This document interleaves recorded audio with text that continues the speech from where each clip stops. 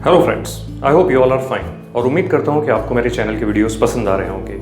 पिछले कुछ दिनों में मुझे कई स्टूडेंट्स के मैसेजेस मिले हैं जिसमें क्लिनिकल एग्जामिनेशन पे वीडियोस बनाने की रिक्वेस्ट की गई थी। तो चलिए एक नई वीडियो सीरीज की शुरुआत करते हैं। इन वीडियोस में मेरी कोशिश रहेगी कि क्लिनिकल एग्जामिनेशन पे बेसिक लेकिन इंपॉर्टेंट पॉइंट्स पे ज़्यादा फोकस करूँ और ऐसी डिफिकल्टीज और मिस्टेक्स पे ज़्यादा फोकस करूँ जो हमारी रूटीन टेक्स्ट बुक्स में नहीं दी गई है, जिससे कि यह नॉलेज स्टूडेंट्स की प्रैक्टिकल एग्जाम्स के साथ साथ फ्यूचर में उनकी क्लिनिकल प्रैक्टिस में भी उन्हें काम आए।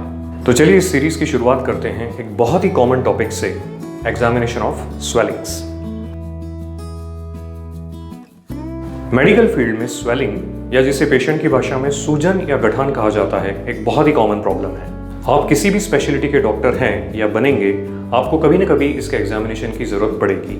और जहां तक स्टूडेंट्स के एग्जाम का सवाल है, किसी भी एग्जाम में स्वेलिंग का केस मिलने की प्रोबेबिलिटी बहुत ज़्यादा होती है। इन्हीं सब रीजन से मैं इस सीरीज की शुरुआत स्वेलिंग के एग्जामिनेशन से करना चाहता हूँ। सो चलिए सबसे पहले हम एक बहुत कॉमन कंफ्यूजन की बात करते हैं इन दो वर्ड्स में, लंप और स्वेलिंग। कई लोगों को ऐसा लगता है कि लंप और स्वेलिंग सिनोनिम्स हैं और एक ही प्रॉब्लम के दो अलग अलग वर्ड्स हैं, लेकिन ऐसा नहीं है। मैं हमारी बुक्स में दी हुई डेफिनेशन पर न जाते हुए एक छोटे से एग्जाम्पल से आपको ये डिफरेंस समझाने की कोशिश करता हूँ। इस फोटोग्राफ में आपको इस पेशेंट के रिस्ट जॉइंट के पास एक एबनॉर्मल ग्रोथ दिख रही है और चूंकि इसे हम सभी देख सकते हैं, इसलिए यह एक स्वेलिंग कहलाएगी। अब मान लीजिए कि इसी पेशेंट के एब्डोमेन के किसी ऑर्गन में कोई एबनॉर्मल ग्रोथ हुई है। हम उस ग्रोथ को देख तो नहीं पाएंगे, लेकिन एब्डोमेन के पाल्पेशन में उसे फील जरूर कर सकते हैं। तो वह ग्रोथ जिसे आप देख तो नहीं सकते लेकिन फील कर सकते हैं, लंप कहलाएगी। स्वेलिंग बॉडी के किसी भी पार्ट में हो सकती है, लेकिन लंप कुछ खास साइट्स पर होते हैं, जैसे abdomen, breast, buttocks, thighs etcetera. इसी बात को दूसरे वर्ड्स में अगर कहूँ तो स्वेलिंग वो एबनॉर्मल ग्रोथ है जो विजिबल भी है और पाल्पेबल भी है, लेकिन लंप वो एबनॉर्मल ग्रोथ है जिसे आप ठीक तरह से देख तो नहीं सकते हैं लेकिन फील जरूर कर सकते हैं। तो उम्मीद करता हूँ कि इस छोटे से एग्जाम्पल से आपका कंफ्यूजन अब दूर हो गया होगा। आगे बढ़ने से पहले हम बात करते हैं एक बेसिक इटियोलॉजिकल क्लासिफिकेशन की। ह्यूमन बॉडी में कोई भी एबनॉर्मलिटी हो, swelling, lump, ulcer, sinus, fistula या कुछ और, उसकी इटियोलॉजी 5 में से किसी एक कैटेगरी में होती है। और ये 5 कैटेगरीज हैं: congenital, traumatic, inflammatory, neoplastic and miscellaneous. सबसे पहली कैटेगरी है कंजेनाइटल, और यहाँ पर हम एक और बड़े कंफ्यूजन की बात करते हैं। अगर अभी मैं आपसे ये पूछूं कि कंजेनाइटल का मतलब क्या है, तो आई एम श्योर कि आप में से कई लोग कहेंगे anything which is present right from the birth, but unfortunately that is not totally correct. देखिए, मोस्ट ऑफ द एबनॉर्मलिटीज जो बर्थ पर प्रेजेंट होती है वो कंजेनाइटल होती है, लेकिन इसका मतलब ये नहीं है कि सारी कंजेनाइटल एबनॉर्मलिटीज बर्थ पर ही प्रेजेंट करें। चलिए इसे भी एक सिंपल एग्जांपल से समझने की कोशिश करते हैं। थायरोग्लॉसल सिस्ट एक मिडलाइन नेक स्वेलिंग है जो यूजुअली 15 से 20 साल की एज में अपीयर होती है।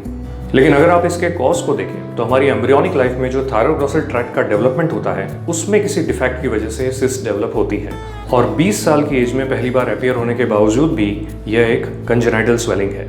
सो कंजेनाइटल वर्ड का एक्चुअल मीनिंग है anything which develops because of any defect during embryonic development.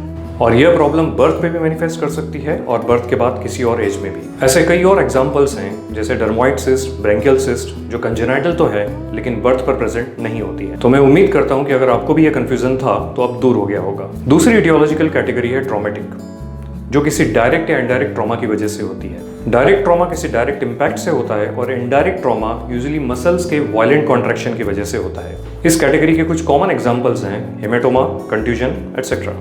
Third category है इन्फ्लेमेटरी, जो किसी एक्यूट या क्रॉनिक इन्फेक्शन की वजह से होती है। एक्यूट इन्फेक्शन बैक्टीरियल, वायरल या फंगल हो सकते हैं और क्रॉनिक इन्फेक्शन में एक बहुत कॉमन एग्जांपल है ट्यूबरकुलोसिस।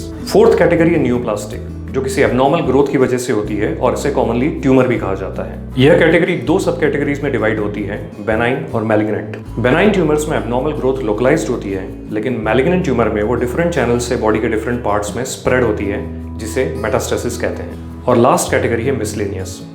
वो सारे कॉज जो इन चारों में से किसी कैटेगरी में नहीं आते हैं, हम उन्हें मिसलेनियस ग्रुप में रख सकते हैं। कुछ कॉमन एग्जांपल्स हैं सेबेशियस सिस्ट, किलॉइड एटसेट्रा। तो फ्रेंड्स, मैं उम्मीद करता हूँ कि वीडियो आपको पसंद आया होगा, तो प्लीज़ इसे शेयर करिए और चैनल को सब्सक्राइब करिए। इस सीरीज के नेक्स्ट वीडियो में मैं एक स्वेलिंग के लोकल एग्जामिनेशन की बात करूंगा, स्पेसिफिकली उसके इंस्पेक्शन की। जब भी आप किसी स्वेलिंग को देखते हैं तो आपको क्या देखना है, कैसे असेसमेंट करना है, क्या डिफिकल्टीज आ सकती हैं और क्या मिस्टेक्स हो सकती है, इनके बारे में हम नेक्स्ट वीडियो में बात करेंगे। सो बहुत जल्दी हमारी फिर मुलाकात होगी। Stay healthy, stay safe and always keep learning in your life. Good bye.